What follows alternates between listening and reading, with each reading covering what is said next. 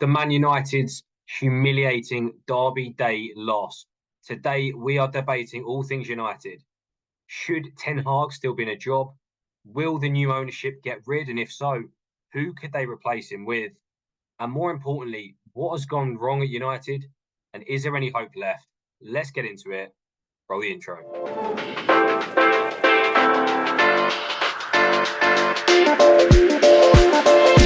Here we go. Right, let's get straight into it. I'm going to start it. £1 billion bottle jobs. Neville was very quiet yesterday. United has spent £1 billion and bottled a lead against Man City.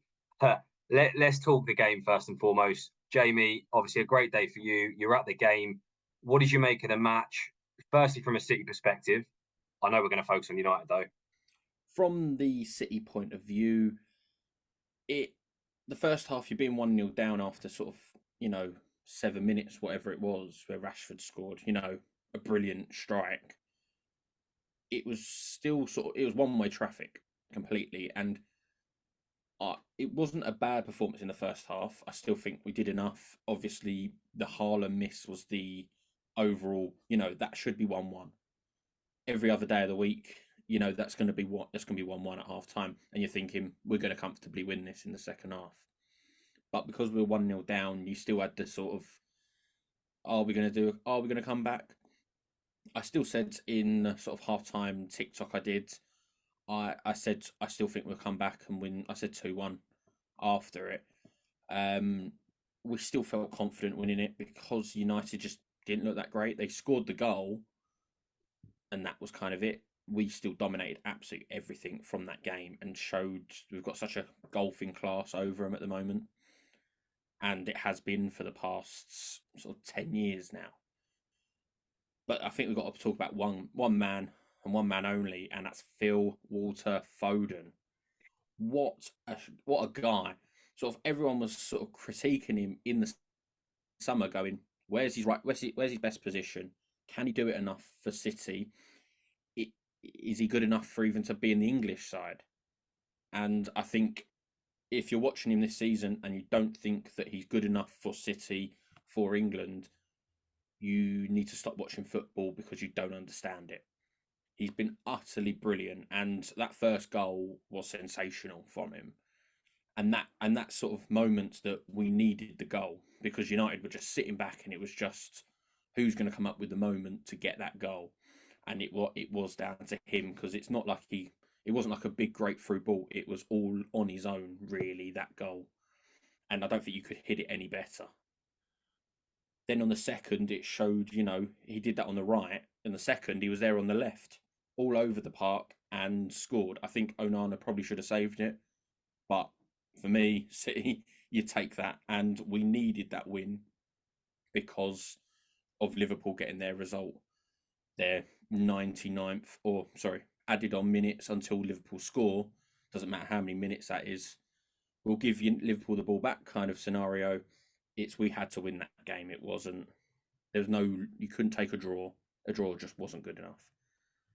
I think the slight negatives, but also slight positives as well, is De Bruyne and Haaland both were not on it yesterday against United, and we still come out 3-1 winners.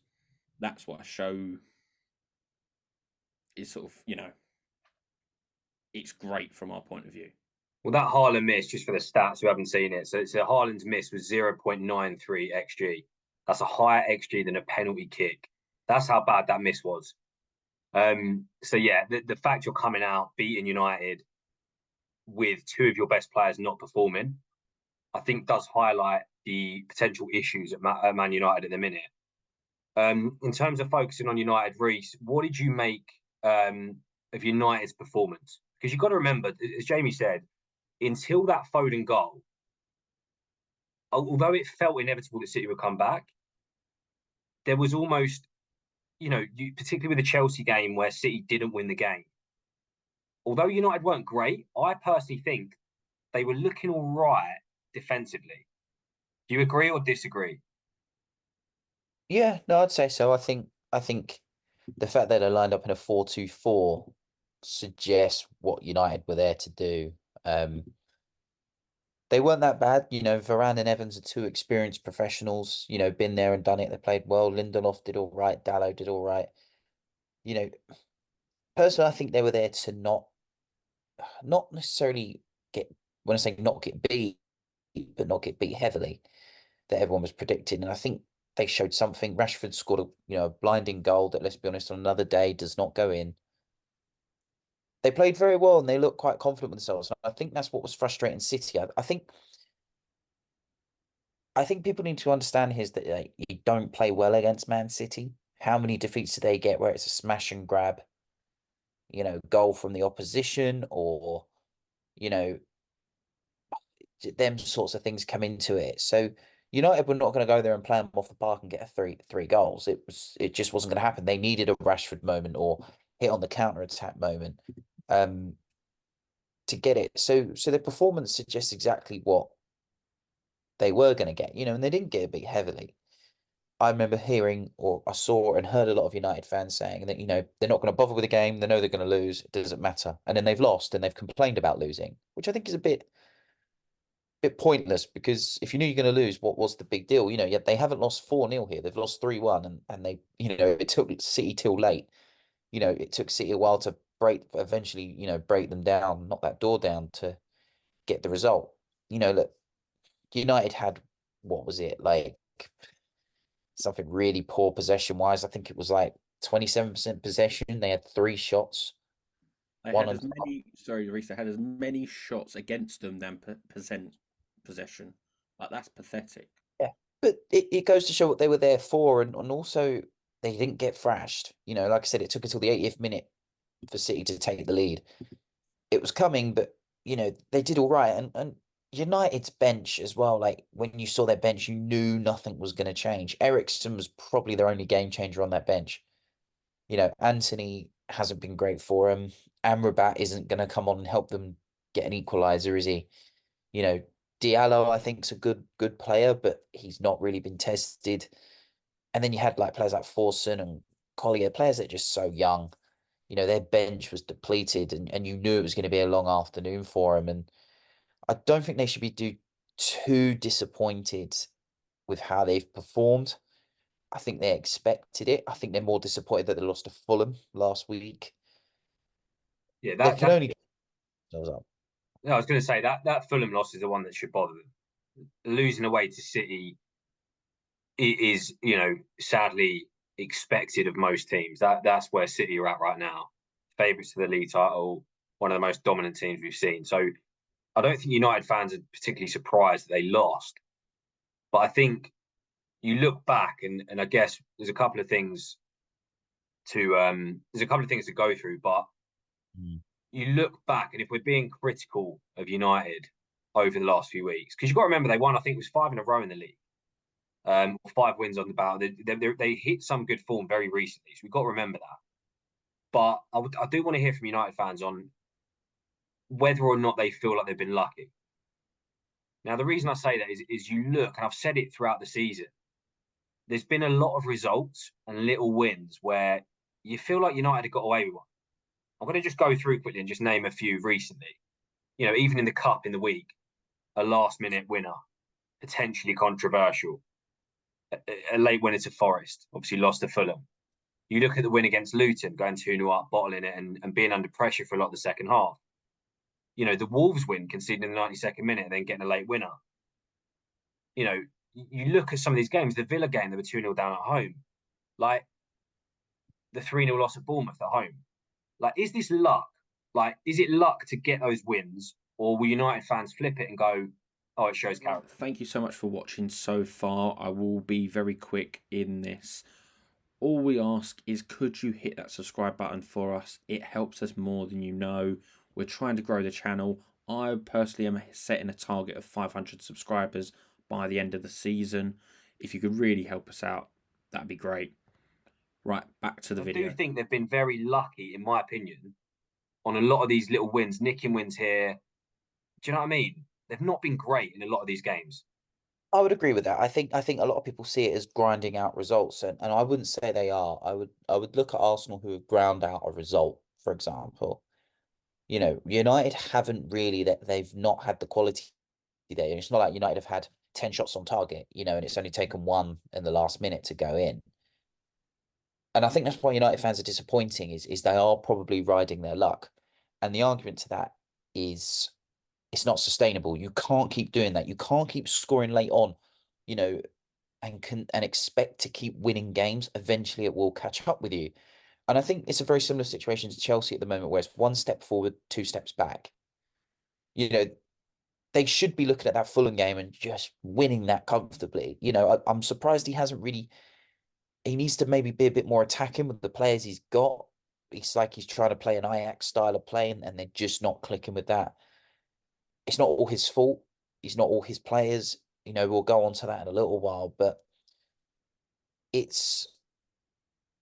is riding luck. They have played well. They have played well in games, you know, but you look at when they frustrated Liverpool at Anfield, for example, you know, and they beat Chelsea comfortably as well. And they did well against Arsenal at the Emirates. It was only 2 late goals that sunk them.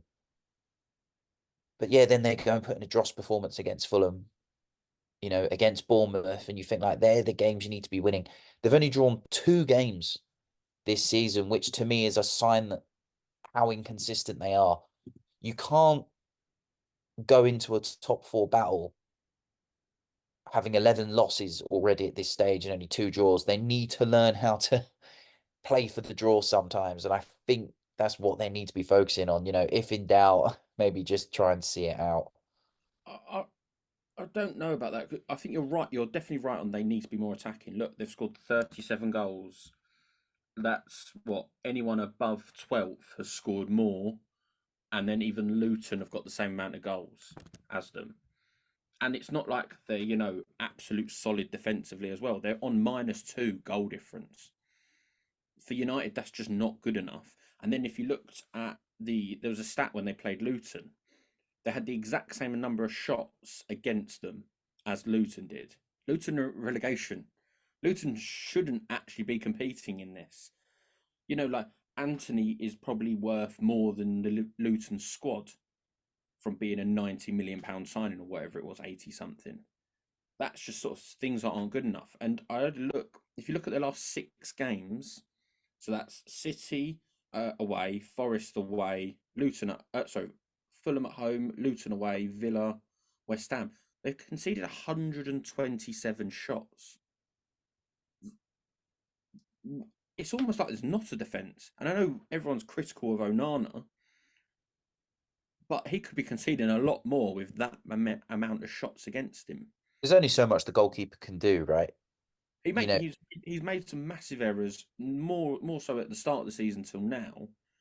And like I said, he should have saved the second one against City.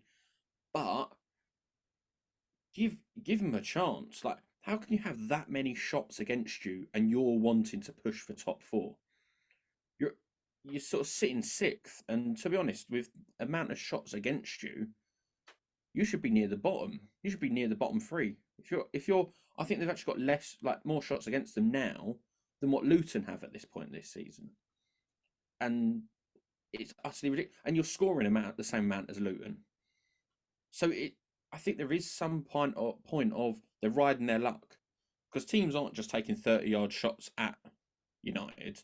They're getting good opportunities and sort of a lot of the time fluffing their lines. If you watch that Luton game when they played, Luton had some very good chances that they just messed up themselves.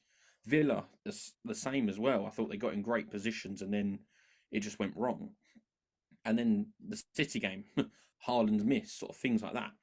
So sometimes they do happen. Like there will be a miss against City like that, against Liverpool, against Arsenal. There will be big misses. But City, Arsenal, Liverpool, which is where United want to be. They want to be challenging for the title. You can't be having that many shots against you in 6 games in a row. So I've not picked a random 6. It's the last 6. And the minimum someone's had against them was 16 shots. That is bad. Like, that is bad. Terrible. And I guess you touched on it, and I guess this makes a nice segue into our next point. But looking at their squad, right? So you touched on inconsistency. Now, inconsistency is a big argument and something we see quite often in young squads. And again, it's something we've seen at Chelsea and we've got a young squad, so you're going to get inconsistencies. But for me, the issue with Man United, or the question marks, they've not got a young squad. And what I mean by that is you've got Bruno Fernandes, you've got Casemiro, you've got Johnny Evans at the back. So if it was a young squad and the average age was what, 22, 23, the inconsistency would make a bit more sense. But you're seeing inconsistency with experienced players. And for me, I guess that brings into question some of the recruitment and some of how some of the money's been spent. Where, in terms of squad, I still think they're a long way off. Personally, a title challenge based on the squad. What do you guys think on that? Is there key signings they need to make still? I would agree with you. I think a lot of signings have been plaster over the crack, and eventually the plaster will fall off again. I don't think the signings of Varane and Casemiro were answers, but just because of their age, I do think they're good players. But you have to replace them again in a couple of years, right? And if a young player wants to look at them two players, Varane's a World Cup winner, Champions League winner, Casemiro's a multiple winner as well, and they're not delivering, it's not good. Maguire is their leader, and he doesn't, he's not even been playing, and he's been injured as well. And I feel for him a bit. I think Rashford should be a little bit more of a leader. I don't know what goes on behind the scenes. He might have other things going on. I don't know. Manu probably only looks better because the rest of the team looks so poor around him. So it's quite easy to be a shining light. I could have probably passed the ball as a ball boy and look more of a shining light half the time this season. They're a long way off. It's very similar to Arteta when he first joined Arsenal. There was a lot of players there that were not his style and were not his vision. And he had to ease them out, and it takes time to ease them out. Varane has to go. Casemiro has to go. Lindelof's probably served his time there. He's been there too long. McTominay's 50-50. Looks like he seems to deliver at times and then does nothing. Rashford, I think, is on the verge of going unless he decides to find form now. I look at their starting 11 at the weekend. I only see Onana, Bruno Fernandes, Garnacho as the three with the most long-term role in that team. Dallo will probably. I think even Fernandes isn't though. Fernandes, I've seen. I can't remember. It's a United show. They were talking about Fernandes, and they're like, he's been there for United for quite a while now. Yeah, he has. And he's done okay. He should not be captain of that side. No, he shouldn't be captain of any fucking football team. He shouldn't be a captain. I agree with that. I think rolling around for it, even when they're winning. I think his antics are rolling around. His antics are a disgrace, but I think he has more passion to him in a game. Even if he does nothing, there's a little bit more of a bite to him. But I would argue this: would he be your captain at Man City? No chance. Pep wouldn't have that. Arteta would not have that. Klopp would not have that type of player as his captain. Ancelotti would not have that type of player as his captain. Inzaghi would not. Do you know what I mean? No one would, in all honesty. Let's be fair. This is it. Look at who their captains are. Model citizens. Virgil van Dijk, model citizen. I wouldn't say City's is a model citizen with being Kyle Walker now. Yeah. But no, previous years. On the pitch, when it comes to football, their personal lives are always blown under the carpet. At the end of the day, on the pitch, he is a model professional. And there's no way that Fernandes would be a captain of these teams. They're picking the wrong guy here. You can't give it. You can't give it to Rashford. You can't give it to Varane. You could probably give it to Evans because he doesn't play enough. Onana's probably the best bet because he's the goalkeeper. Other than that, there's no one there. Garnacho has shown more leadership in his short time than the others have. It shouldn't be falling on to Garnacho at this young age. It shouldn't be. And you'll just get patchy performances. And there's such a clear eye that needs to be doing. We can discuss transfers, potential transfers, but I think there's argument to get rid of literally the whole team. There's an argument. I think the only ones that you don't actually get rid of is probably Martinez, apart from the fact that he's Oh, he getting won't go. injured too Yeah, much. I'm not saying he's going to go. I'm not saying a lot of these are not going to go. Even nah. even Varane and Casemiro. Varane might. Casemiro's signed I think a new contract-ish, so he's still got a few more years. Varane's been in and out the side, so if he gets out again and he might just go, no, sod this, I'm leaving. But otherwise, he's got a contract still to go. They can't be replaced in one summer. They No, can't. no. It takes time. It Especially took with the whole Arteta PSR. ages to shift them out. I don't You think know, they want to go. I think that's a bit over dramatic. I'd say. I think they've got it's a mix, but they've got quality there. Like Hoyland, we can talk their signings. but they can have Hoyland, quality. It's how they're behaving. What it sounds like to yeah, me they're upsetting inside in the dressing room. That's what it sounds like to me, and you can't have that no matter how good they are. But you can't yeah, go. You can't go into a dark. You can't go like United are such a huge football club. They should not be having a combined 11 going round TikTok, YouTube, where people are picking 10 City players, and I think even the 11th one that they're not picking is a pity pick to not have. You you can't have that. If you did that against Liverpool, I'd pick all 11 Liverpool players. Who To was do the that against player? Arsenal, Who was the say that player? again. Who was the Man And United player? they were picking Dalot over Walker. So even I was like, Wow. picks that's what I'm saying. The only position I think was argumentative is the left wing position because Grealish has been bad. Doku's still learning. There's Rashford, and he ain't been great this season. That was the only argument I thought in. Yeah. But you can't be having that. And United have spent over £1 billion. They've spent more than City. They always talk about City spending this, that, and the other. United have spent more in the last 10 years and they're no better off. And like I said, I still think they could change all 11 players in some sort of argument for it. I'm not saying they're going to, but there's still an argument to get rid of so many of these players.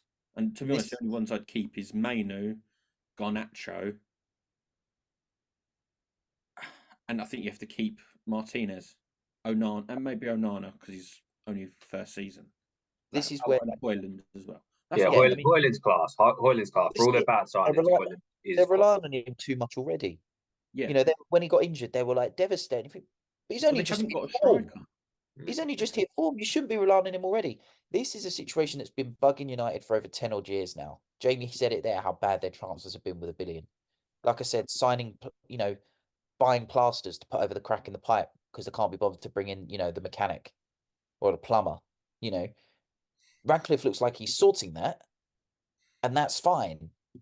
But it's going to take time and you've got to be patient. I mean, it's been a mess, They've either bought short-term solutions or they've burned big money on youngsters that have only played a couple of games, like Martial, and then put big money on, say, like Varane, for example. And you think, well, who's making these decisions? Who's signing off on these? Who's, it's been poor. It's not been acceptable, and it wouldn't be acceptable for any club, to be honest. And United have really been staying there because they've got the clout to attract players.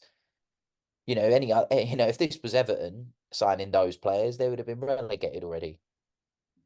Yeah. I know we're talking mainly players, but we've got to look at the manager as well. I know they've been through managers over the years, but I can't see much of a difference from last year to this year for United. And I think them winning the League Cup, covered the cracks. If they didn't win that last season, I think there'd be a much more pressure on Ten Hag now. Well, yeah, after they won the League Cup, they got thrashed 7-0 by Liverpool, didn't they? And lucky that happened. Yeah, I mean, look, United fans, leave all your comments, do let us know what you think. I like Ten Hag. I think he's quite a good manager and he's phased players out that are causing trouble. He didn't go right about it with Sancho, but that's a different story. But he still got him out. The managers I think he was right on Sancho. Because I don't think it was right to call him out. But I think Sancho last season was allowed to go and train on his own in a different country for a few months. He was poor. Every opportunity. Yeah.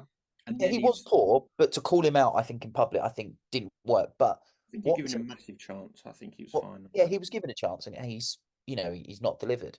I think the big issue is the managers they've gone for since Ferguson. Moyes was this long-term vision, even though they'd never won anything. didn't work out. Brought in, who was it after him? Louis van Gaal. You thought, okay, this could be something, but they brought in a manager who's already been there and done it. So where's the long-term aspect of that?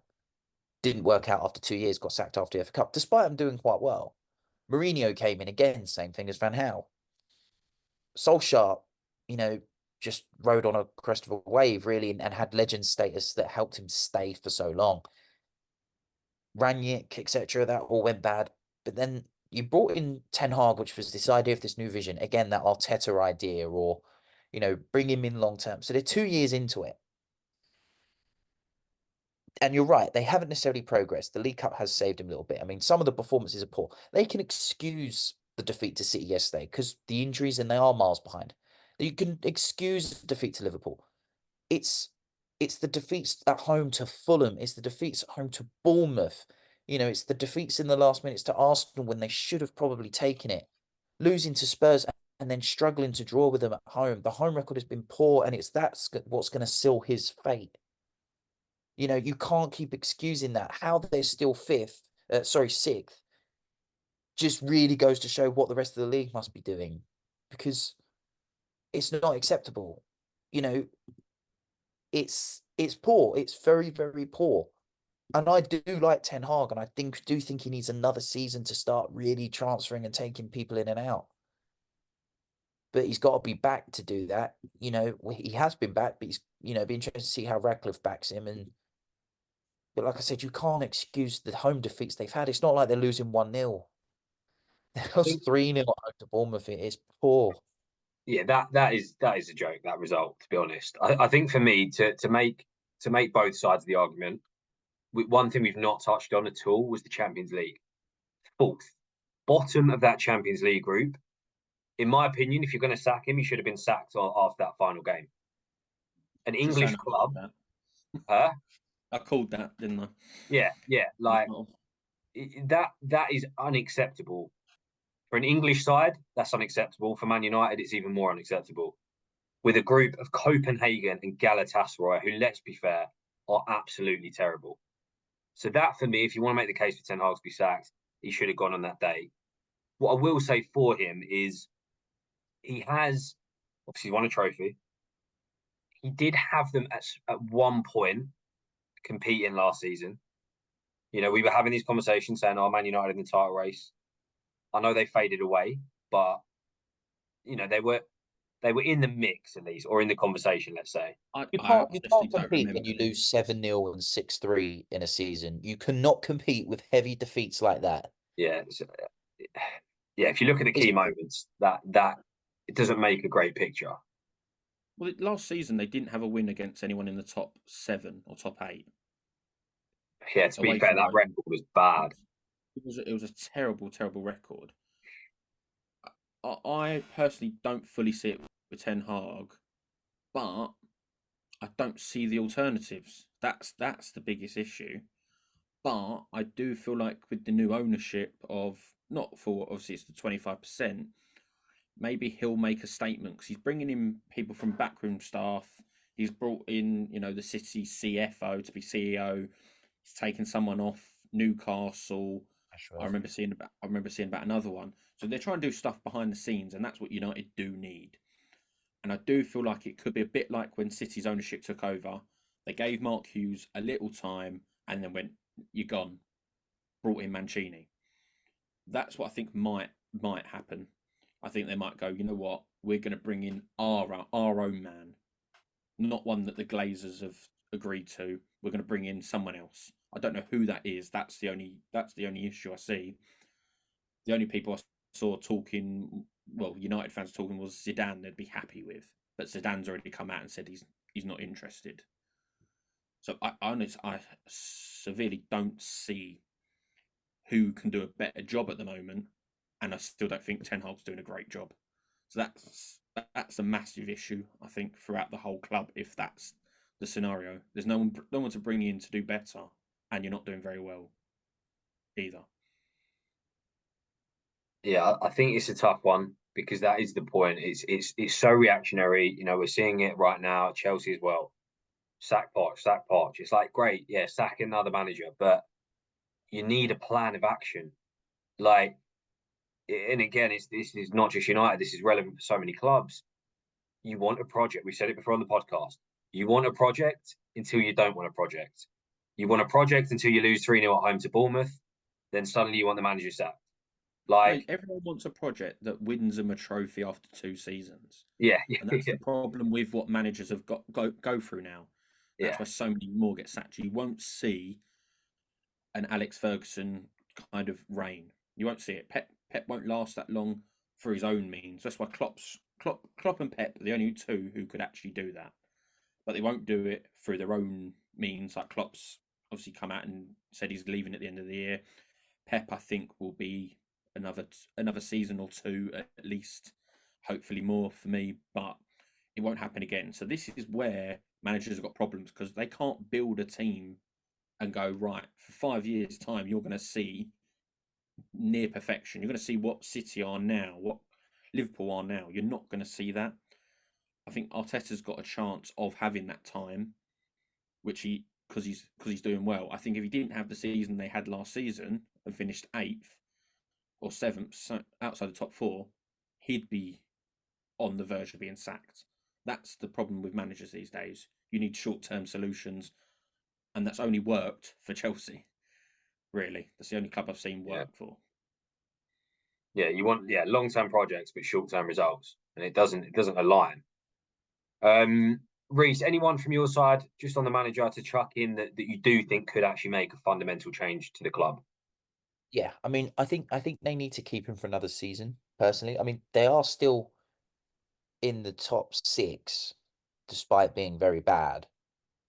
You know, when Arsenal were bad under Arteta, they were nowhere near 6th. Let's remember that.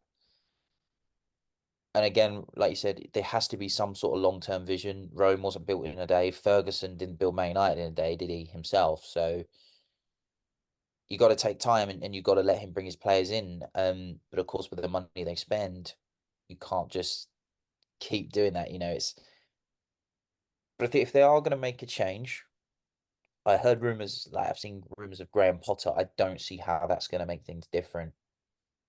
Personally, I think Simeone Inzaghi Inter Milan is their best choice. This guy has turned Inter Milan in a well-oiled machine. They're running away with Serie A at this moment in time. Champions League finalist the year before. He's basically won every cup he's been in. I know they got knocked out the Coppa Italia this season, but you know he's dominated in the domestic cups for Inter. And when he got into the finals of Lazio, he delivered there as well. So this is a guy who's got something about him. You know, he's really made into a better side, and I think he would be a good pick for them for what he's achieved so far and re-establishing Inter Milan. But you know, it's a matter of what the United board see, and you know how Ten Hag I think does to the rest of the season, because he's still got some critical games coming up. Arsenal is his last home game of the season.